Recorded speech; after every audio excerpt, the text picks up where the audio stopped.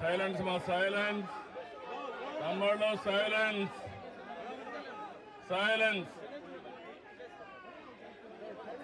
అందరికీ నమస్కారాలు. రాష్ట్రంలో ఉండే ప్రజలకి, దేశంలో ఉండే ప్రజానీకానికి నమస్కారాలు. నిన్న జరిగినటువంటి పార్లమెంట్లో జాతికి విద్రోహం జరిగింది, మహిళలకు అన్యాయం జరిగింది. నిన్న భారతదేశ చరిత్రలో ఒక బ్లాక్ డే. ఎందుకంటే అందరూ అనుకున్నాం మహిళలకు 33% రిజర్వేషన్లు వస్తాయి. చట్టసభల్లో ఎన్నో రోజుల నుంచి ఇది పెండింగ్లో ఉంది. ఎన్నో రోజులు పోరాడాం. ఇప్పుడు తొందరలో చట్టసభల్లో, అటు పార్లమెంట్లో, ఇటు అసెంబ్లీలో, కౌన్సిల్లో 33% మహిళలను చూస్తామని ఆశపడ్డాం. ఇన్ని పోరాటాల తర్వాత అందరూ కూడా ముందుకొచ్చే సమయంలో నిన్న కాంగ్రెస్ పార్టీ, దాని మిత్రపక్షాలు ఒక విధంగా చెప్పాలంటే మహిళలకు ద్రోహం చేశారు. ఇది జాతి విద్రోహం. భారతదేశ సంస్కృతి మహిళల్ని గౌరవించడం, అన్ని రంగాలలో వాళ్ళని ఆదరించడం. అందుకని ఎక్కడైతే మహిళలు పూజించబడతారో అక్కడ దేవతలుంటారనేది మన సాంప్రదాయం, మన సంస్కృతి కూడా. అలాంటి సంస్కృతి సాంప్రదాయాలకి భిన్నంగా నిన్న జరిగిన ద్రోహం ఈరోజు నిడదవోళ్ళు నిరసన తెలియజేస్తున్నాం.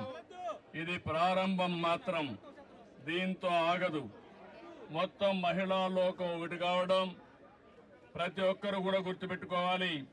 మన ఇంట్లో ఉండే ఆడబిడ్డలను గుర్తుపెట్టుకుని దేశంలో ఉండే ఆడబిడ్డలందరూ పైకి రావాలి, వాళ్ళ ఆత్మగౌరవంతో బ్రతకాలని నినాదంతో మనందరం ముందుకు పోవాల్సిన అవసరం ఉంది.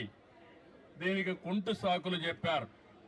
నిన్న చాలా స్పష్టంగా చిన్న రాష్ట్రాలకు నష్టం జరుగుతుందని మాట్లాడారు. కానీ ప్రధానమంత్రి గారు, అమిత్ షా గారు చాలా స్పష్టంగా చెప్పారు, దక్షిణాది రాష్ట్రాలకు అన్యాయం జరగదు, అదే మాదిరిగా నార్త్ ఈస్టర్న్ స్టేట్స్ కి అన్యాయం జరగదు, చిన్న రాష్ట్రాలకు అన్యాయం జరగదు. ఇప్పుండే సీట్లతోనే 50% యూనిఫామ్ గా అన్ని రాష్ట్రాల్లో పెంచుతామన్నారు. యూపీలో 50% పెంచితే ఆంధ్రప్రదేశ్ లో కూడా 50% పెంచుతారు. అలాంటి అనౌన్స్మెంట్ ఇచ్చి చట్టంలోని పెడతామని చెప్పిన వీళ్ళు రాజకీయ అజెండా కోసం ఈరోజు ఇలాంటి దుర్మార్గం చేసే పరిస్థితికి వచ్చారు. ఇది చాలా బాధాకరం. నేనైతే 3 దశాబ్దాలుగా దీనికోసం పోరాడుతున్నాం. పోరాడి సాధించుకునే ఈ సమయంలో దీన్ని మారుగా చేయడం అనేది చాలా క్షమించరాని నేరం అని కూడా మరొకసారి తెలియజేస్తున్నా.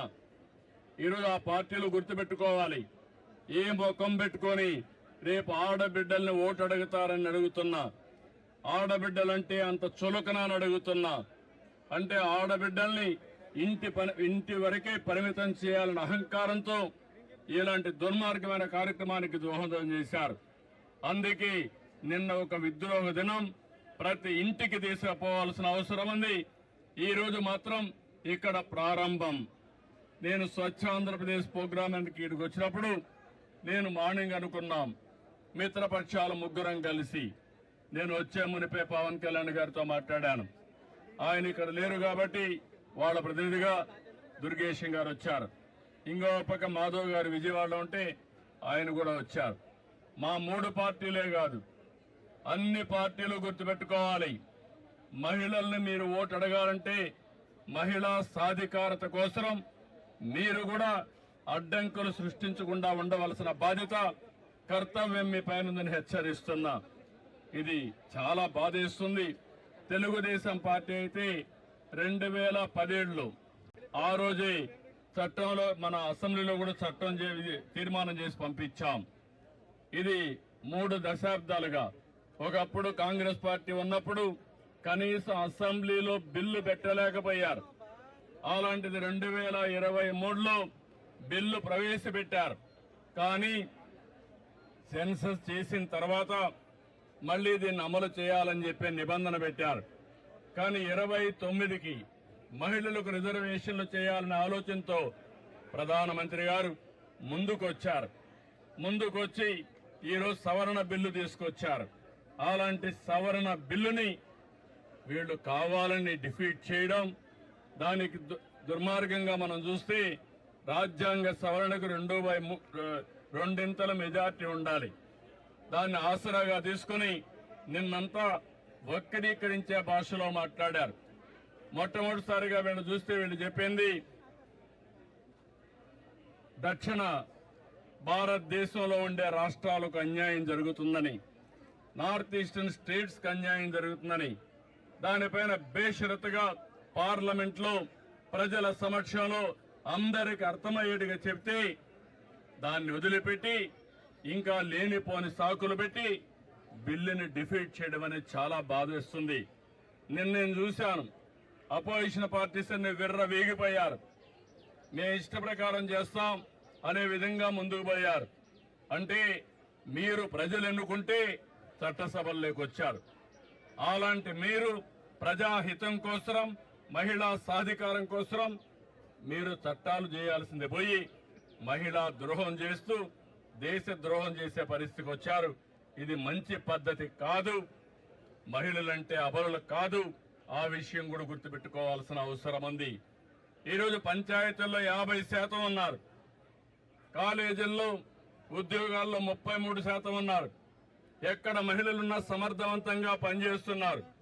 అలాంటి మహిళలు చట్టసభల్లో కూడా వస్తే సముచిత గౌరవం జరుగుతుంది, అభివృద్ధి జరుగుతుంది, అందరికీ న్యాయం జరుగుతుందనే ఉద్దేశంతో ఈ బిల్లు తీసుకొస్తే ఎన్నో ఆశలు పెట్టుకున్నారు మహిళలందరూ.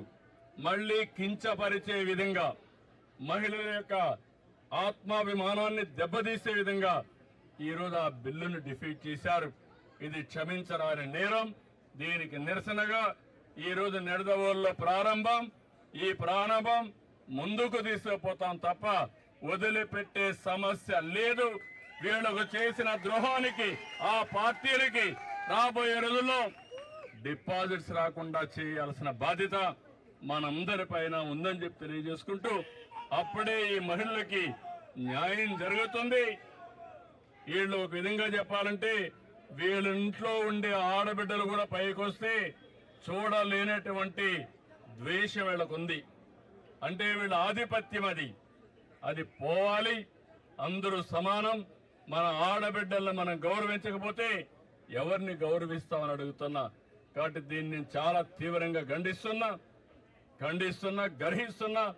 ఈ విషయం గుర్తుపెట్టుకోమని వాళ్ళు హెచ్చరిస్తూ, రేపటి నుంచి దేశం మొత్తం తీసుకెళ్తాం, ప్రతి ఇంటికి తీసుకెళ్తాం, ప్రతి ఒక్కరిని చైతన్యం చేస్తామని మరొక్కసారి విజ్ఞప్తి చేస్తూ అందరికీ నమస్కారాలు. అందరూ సహకరించమని మనస్ఫూర్తిగా కోరుకుంటున్నాం.